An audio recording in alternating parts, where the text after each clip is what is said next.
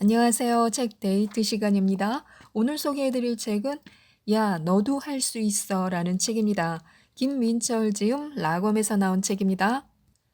지금의 저자를 가능케 한 것은요, 누군가의 말이었습니다.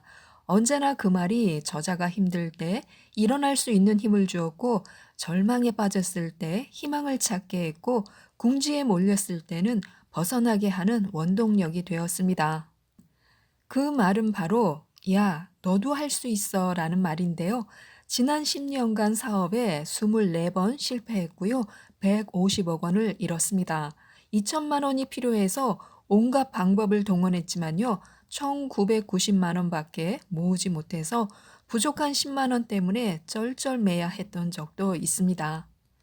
3개월 만에 은행에서 빌린 돈까지 합쳐서 자본금 50억 원을 다 써버리고 회사 통장 잔액이 11만 원밖에 되지 않을 정도로 어려운 적도 있었습니다. 그때 저자를 버티게 한 건요, 나도 할 수 있다 이 말이었습니다. 말은 생각을 만들고 생각은 행동을 만들었습니다. 행동은 작은 결과를 만들었고요, 작은 결과는 곧 큰 결과로 이어졌습니다. 이 책은 저자가 이런저런 사업으로 성공과 실패를 거듭하여 얻은 성공 비법과 함께 야나두가 성공하기까지의 과정이 과감없이 그려지고 있습니다. 이 책에서 소개하고 있는 우리가 결심한 모든 것을 이루는 8가지 강력한 무기 중에서요, 몇 가지만 골라서 말씀드리도록 하겠습니다. 나를 먼저 생각하는 이기심이 필요합니다. 나라는 존재가 바로서야 인생을 주도적으로 이끌어갈 힘이 생긴다고 합니다. 인생은 장거리 경주이고 내가 원하는 것을 해야 행복하게 지속 가능한데요. 나에 대해서 치열하게 고민하고 내 비전과 행복을 기준으로 인생에서 중요한 선택을 해야 외부의 소란에 흔들림이 적다는 것입니다. 그래야 어떠한 어려움이 닥쳐도 끝까지 해낼 힘이 생깁니다. 비록 원하는 결과에 이르지 못한다고 하더라도 결과에 책임을 지고 다음 단계로 넘어갈 수 있습니다. 자신이 어떤 사람이 되고 싶은지에 대한 치열한 고민이 그래서 필요합니다. 자신이 원하는 바를 솔직하게 말하고 행동하는 용기를 가져야 합니다. 남을 더 소중하게 여기는 사람들도 많습니다. 타인을 돌보는 일에 집중하느라 나를 잊어버리고 사는 사람도 많습니다. 내 주체성, 내 감정, 내 시간을 소중히 여겨야 합니다. 인생은 이기적일 필요가 있다고 조언하고 있습니다. 그래서 나부터 챙겨야 합니다. 나를 챙기고 내가 행복하면 그때 남을 챙기는 것이 순리입니다. 내가 있어야 남도 있습니다. 이기적인 사람은요, 나를 소중하게 생각하는 사람이고요, 나를 사용하는 방법을 아는 사람입니다. 내 인생의 끝이 남을 향해 있으면요, 불행한 인생이 됩니다. 내가 죽는다는 것은 결정되어 있습니다. 나는 남은 시간 동안 무엇을 하고 싶은가? 이 일은 나를 행복하게 하는가 등 나를 중심에 둔 질문을 그래서 던져야 합니다. 내가 좋아서 하는 일에 선한 의미가 담겨 있으면요, 성공 확률이 높아집니다. 내 일이 단 한 사람에게라도 중요한 일이라는 믿음이 확고하면요, 아주 사소한 것도 허투루 할 수가 없습니다. 일에 쏟는 시간과 에너지가 전혀 아깝지 않게 느껴져서 정성을 담아 최선을 다하게 됩니다. 애쓴 만큼 실력이 쌓이고 경쟁력이 생깁니다. 일이 뜻대로 되지 않고 실패가 누적되더라도요, 쉽게 포기하지 않습니다. 모든 일에는 의미가 있습니다. 내가 하는 일은 세상에 어떤 의미가 있는지 내 영혼에 울림을 주는 답을 찾아야 합니다. 그 답이 일에 대한 나의 태도와 성과를 품격 있게 합니다. 나를 먼저 위하는 이기심으로 인생의 기본 방향을 설계하고 그 위에 세상을 이롭게 하는 선한 목적을 장착할 때 우리가 상생하는 성공이 가능합니다. 성공하겠어는 목표가 아닙니다. 목표가 없으면요, 성공도 실패도 없습니다.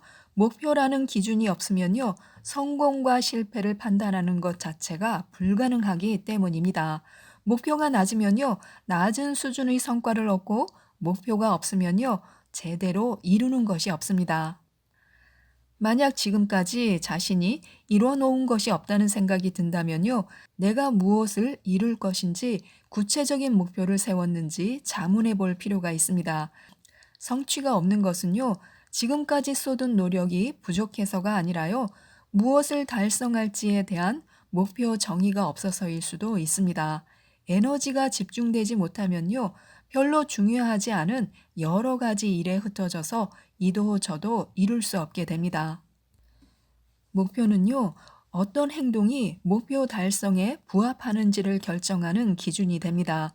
목표가 분명하면요, 목표 달성에 필요한 활동을 강화하고 목표 달성에 불필요한 활동을 제거해 나갈 수가 있어서 한정된 시간, 돈 등의 자원을 효율적으로 쓸 수 있습니다. 여러 선택지를 두고 의사결정을 빠르게 하고 우선순위를 분명히 할 수도 있습니다.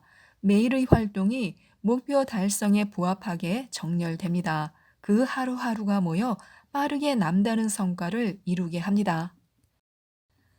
1,000억을 버는 법이 있습니다. 먼저 1억 버는 법을 찾는 것입니다. 계획을 잘 세우려면요, 두 가지를 염두에 두어야 합니다.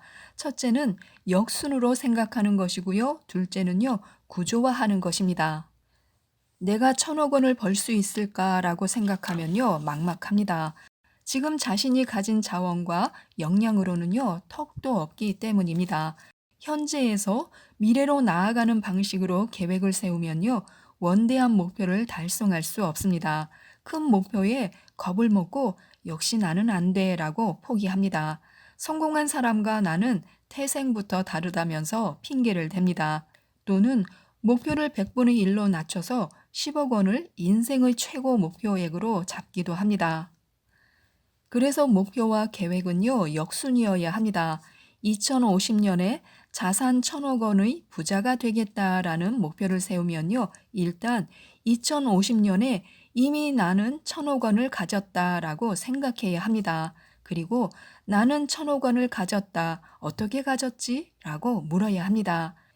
2040년에 500억 원을 가졌다. 2040년에 어떻게 500억 원을 가졌지? 2030년에 100억 원을 가졌다. 2030년에 어떻게 100억 원을 가졌지? 2025년에 10억 원을 가졌다. 2025년에 어떻게 10억 원을 가졌지? 2021년에 1억 원을 가졌다. 어떻게 가졌지? 이렇게 생각을 이어나가다가요. 2021년에 1억 원을 마련할 상세 계획을 세워야 합니다. 처음부터 1,000억 원을 바로 만들 계획을 세울 수는 없습니다. 현재 시점에서 1,000억 원을 만들 자원, 경험, 역량, 정보, 네트워크 등이 턱없이 부족하기 때문입니다. 일단 1억 원을 만들면요, 그 과정에서 쌓인 역량을 바탕으로 다음 단계로 나아갈 수 있습니다. 1억 원을 만드는 동안 쌓인 자원, 경험, 역량, 정보, 네트워크가 10억 원을 가능하게 해주기 때문입니다. 멀리 보면서 단계를 쪼개고 단계별 항로를 만들어야 합니다. 성공한 사람들의 사고는요, 현재에서 미래로 나아가지 않고 미래에서 현재로 내려옵니다. 미래에 1,000억 원이 만들어지려면요, 어떤 선제 조건들이 이루어져야 하는지를 생각합니다. 연간 목표를 달성하기 위해 이번 달에 무엇을 꼭 해야 하는지를 계획합니다. 월간 목표를 달성하기 위해 이번 주에 꼭 해야 하는 것이 무엇인지 계획합니다. 주간 목표를 달성하기 위해서는요, 오늘 꼭 해야 하는 것이 무엇인지 계획합니다. 그리고 오늘 꼭 해야 하는 일을 오늘 반드시 해냅니다. 인생의 목표를 세울 때는요, 가능한 최대치를 정하는 것이 잠재력을 발현해 나가는 좋은 방법입니다. 내가 잠재력을 최대한 발휘한다면 인생에서 최대한으로 벌 수 있는 돈이 얼마일까라고 질문할 수 있습니다. 하지만 실행 단계에서는 정반대입니다. 가능한 최소한의 크기로 실행을 시작해야 합니다. 반드시 성공할 수밖에 없도록 작은 질문을 던지고 100% 실행 가능한 답을 찾아야 합니다. 인생의 목표는 1,000억 원의 자산가가 되는 것이라도 오늘의 삶에서는요, 오늘 1,000원을 아끼려면 무엇을 해야 할까라는 작은 질문을 던지고 그에 맞는 작은 답을 찾아야 합니다. 아메리카노 라지 사이즈를 주문하는 대신에 스몰 사이즈를 주문하는 것처럼 최소한의 변화를 꾀해야 합니다. 그래야 실제 행동으로 이어져서 원하는 변화를 만들어 갈 수 있습니다. 오늘 1,000원을 아끼려면 무엇을 해야 할까라는 질문은요, 가볍고 재미있고 쉽습니다. 때문에 이런 질문을 반복하면 뇌는 이 질문을 넣어두고 계속 생각을 합니다. 그리고 아이디어를 쏟아냅니다. 이런 작은 실천들이 모여 큰 변화가 만들어집니다. 경험과 감정을 분리해야 합니다. 목표를 달성하기 위해서는요, 반복되는 실패를 버티고 나아가는 힘이 꼭 필요합니다. 목표를 달성하느냐의 여부는요, 실패를 마주했을 때 포기를 하는지, 다시 한 번 더 시도하는지에 달려 있습니다. 반복되는 실패에도 계속 시도해 나가기 위해서는요, 실패 감정을 통제해야 합니다. 실패 경험과 실패 감정을 분리해야 하는데요, 실패 경험은 하되 실패 감정은 최소화해야 합니다. 마음이 패배감으로 가득하면요, 더 이상의 시도조차 하지 못하게 됩니다.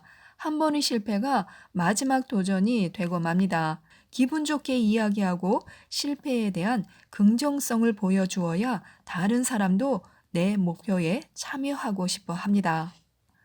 그래서 사건과 감정은 한 세트가 아니라는 것을 기억해야 합니다. 사건과 감정은요, 분리가 가능한데요, 같은 자극에 다른 감정을 불러일으키는 것이 가능합니다. 웃으면 복이 온다는 말은 과학입니다. 불행해도 웃으면 기분이 좋아집니다. 웃음과 행복은요, 밀접하게 연결되어 있어서 뇌는 웃기만 해도 행복한 상황이라고 인지하고 행복한 이유를 찾습니다. 실패했다고 죽을 상을 하고 있으면요, 더 우울해집니다. 실패했을 때는 오히려 웃을 일을 찾아서 실패의 감정에서 빠져나오는 것이 좋습니다.